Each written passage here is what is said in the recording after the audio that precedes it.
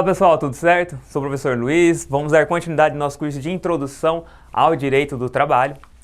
A gente viu na aula anterior, a gente começou a tratar ali sobre a segurança e medicina do trabalho, a gente viu a previsão legal lá no artigo 154 até o 201 da CLT, tem no artigo 7º também, no artigo 7º da Constituição Federal, inciso 22, e nas NRs 1, 4, 5, 15 e 16. A gente viu também quem fiscaliza, que é o Ministério Público, e ele também é quem faz ali as devidas punições, o Ministério do Trabalho, quer dizer, através das delegacias regionais de trabalho. A gente também viu sobre a obrigatoriedade das empresas de manter um serviço especializado em segurança e medicina do trabalho, e também tratamos sobre a periodicidade dos exames, né, de quanto em quanto tempo deve ser feito estes exames. Vamos tratar hoje sobre os equipamentos de proteção individual, os EPIs. Os EPIs são aqueles equipamentos que são dados, né, utilizados pelos empregados para proteger ou reduzir ainda um possível dano de saúde ou ainda um acidente de trabalho para este empregado, né? A previsão legal está lá nos artigos 166 e 167 da CLT. O artigo 166. A empresa é obrigada a fornecer aos empregados gratuitamente equipamento de proteção individual adequado ao risco e em perfeito estado de conservação e funcionamento, sempre que as medidas de ordem geral não ofereçam completa proteção contra os riscos de acidente e danos à saúde dos empregados. E o artigo 167 complementa: o equipamento de proteção só poderá ser posto à venda ou utilizado com indicação do certificado de aprovação do Ministério do Trabalho. Então, o Ministério do Trabalho ele precisa aprovar e certificar aquele material, aquele EPI, né, aquele equipamento de proteção, para que uma empresa possa vender para a outra empresa que vai comprar e fornecer aos seus empregados, né? Então essa é a regra aqui dos EPIs, lá no artigo 166 e no artigo 167. Quais são os exemplos de EPIs? Os protetores auriculares, aqueles protetores de ouvido. Pode perceber que quando você vai em um aeroporto, por exemplo, o pessoal que trabalha ali conduzindo aqueles aviões, eles estão sempre com um fone bem grande. Aquele fone, se você coloca no ouvido, você realmente não escuta nada.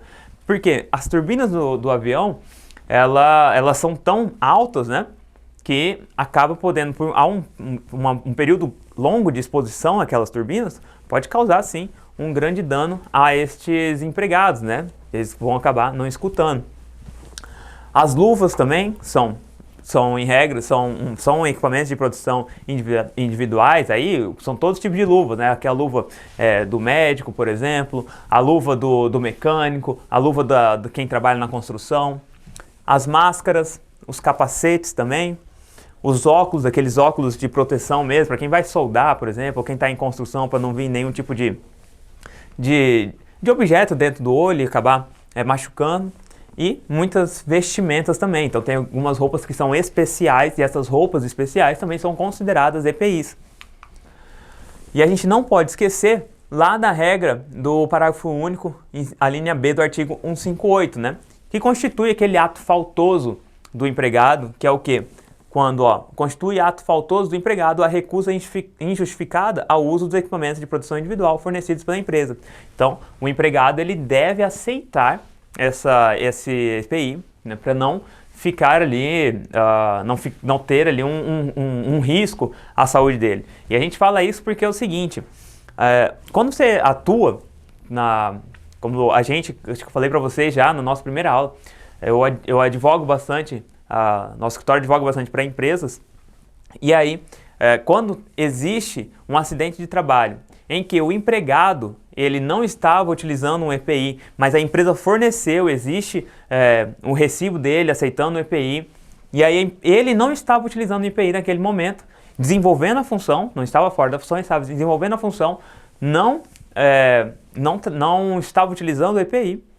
Muitas vezes a justiça considera que a culpa neste caso é exclusiva da vítima, a culpa é exclusiva daquele empregado que sofreu o acidente, porque ele deixou de utilizar o equipamento de proteção individual. Então, o equipamento de proteção individual, ele é um item necessário para a proteção deste empregado, então o empregado ele não pode se recusar a usar, né? E a empresa também deve obrigar, né? Tem que comprovar que a empresa também obrigou ali a pessoa a utilizar, né? Fez ali, orientou aquela pessoa a utilizar, passou todas as informações. Às vezes existem até advertências que são dadas em relação a este parágrafo único aqui, sobre aquele empregado que se recusa a utilizar o equipamento de proteção individual. Então, tudo isso é muito necessário ter em mente esse tipo de situação. O empregado ele pode acabar perdendo uma ação, por exemplo, porque ele se recusou a utilizar. E as atividades insalubres e perigosas, né? A gente tem, são dois tipos de atividade, a gente vai tratar aqui. Há essa diferença da insalubridade e da periculosidade, nós vamos ver. E tem a previsão legal desses dois casos, lá do artigo 189 até o artigo 197. Vai tratar sobre insalubridade e sobre periculosidade. Vamos começar aqui falando sobre a insalubridade. Lá no artigo 189, ele já tem um conceito, o 189 da CLT já tem um conceito sobre o que é essa atividade insalubre. Serão consideradas atividades ou operações insalubres aquelas que, por sua natureza, condições ou métodos de trabalho, exponham os empregados a agentes nocivos à saúde, acima dos limites de tolerância fixados em razão da natureza e da intensidade do agente e do tempo de exposição aos seus efeitos.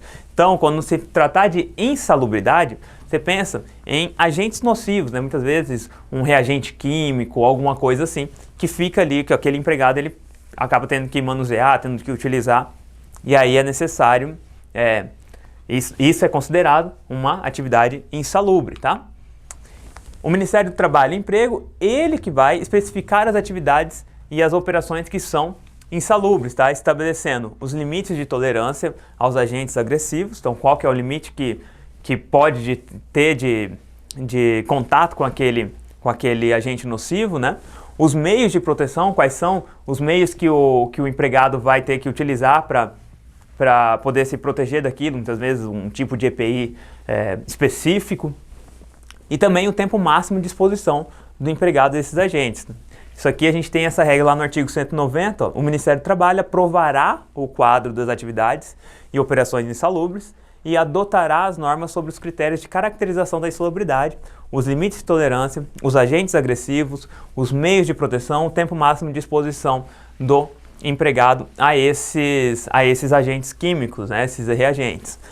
Isso daqui, essas normas que são adotadas, é o próprio Ministério do Trabalho que vai verificar, vai poder aferir ali se aquela atividade é uma atividade insalubre, se aquele reagente químico ele realmente traz um dano para a saúde, dependendo do quanto a exposição deste empregado para esse reagente. Então, ele que faz todas essas normas, ele que dita os limites e é o Ministério do Trabalho também que vai falar qual é o EPI mais adequado para aquele empregado desenvolver aquela função. O artigo 191, ó, a eliminação ou neutralização da insalubridade ocorrerá. Então, quando que a lei entende que cessou aquela exposição a um reagente químico? Com a adoção de medidas que conservem o ambiente de trabalho dentro dos limites de tolerância. Então, alguma medida que foi adotada pela empresa de conter aquele tipo de reagente, que aquele setor, aquela empresa já não tem, aqueles empregados já não têm mais contato com aquele tipo de reagente. 2. A utilização de equipamentos de proteção individual ao trabalhador que diminuam a intensidade do agente agressivo a limites de tolerância. Então, como a gente viu, existem limites de tolerância. Entregando um EPI correto, aquele limite vai ser atingido, então vai entender que eliminou ou neutralizou a insalubridade, tá?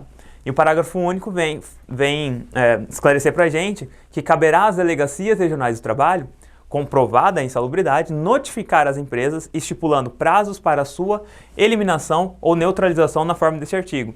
Então, a Delegacia Regional do Trabalho, ela fazendo a fiscalização, constatou que há um reagente químico, um agente nocivo, por exemplo, que pode causar um dano àqueles empregados. Às vezes a própria empresa nem sabe desse agente, mas ele está no ar, está correndo pelo ar-condicionado, aquelas empresas que têm um ar-condicionado único, né, para toda a empresa, então já tem algo que está ali no ar. A Delegacia Regional do Trabalho, ela verifica, aí ela vai notificar a empresa, falando, vocês estão com um agente nocivo, que vai causar um problema a estes empregados, né? Esses empregados estão conduzindo um serviço que aquele serviço em específico tem um agente nocivo ali. Então, você precisa fazer algo para eliminar ou neutralizar este tipo de agente, né? Às vezes com a entrega de um EPI, ou então simplesmente tirando aqueles empregados daquele local. E aí a Delegacia Regional do Trabalho ela dá um prazo para que essa empresa se adeque às necessidades de reduzir ali esse dano, tá? E aí é dever da empresa adotar medidas que conservem o ambiente de trabalho dentro dos limites de tolerância, tá? Inclusive com a utilização de EPI, que são os equipamentos de produção individual, que vão diminuir ou neutralizar, né, o agente agressivo, para chegar naquele limite de tolerância, tá?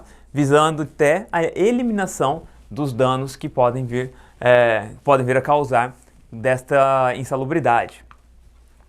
O trabalhador que exerce suas funções exposto a esse tipo de condição insalubre, né, que está acima do limite permitido, acima do limite de tolerância, ele tem direito a um adicional de insalubridade que vai ser aferido conforme a exposição dele. Está lá no artigo 192, ó, vamos ver. Artigo 192.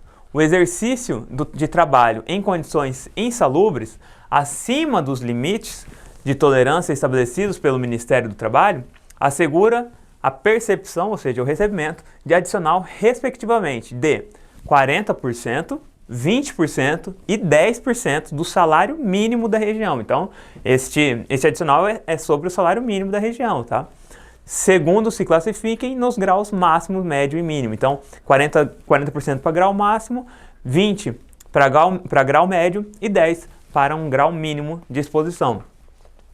Bom, pessoal, a gente finaliza aqui essa nossa segunda aula sobre medicina e segurança do trabalho e sobre o tema de insalubridade, tá? A gente ainda vai continuar tratando mais um pouquinho sobre esse tema. Não deixe de seguir nossas redes sociais e até a próxima aula.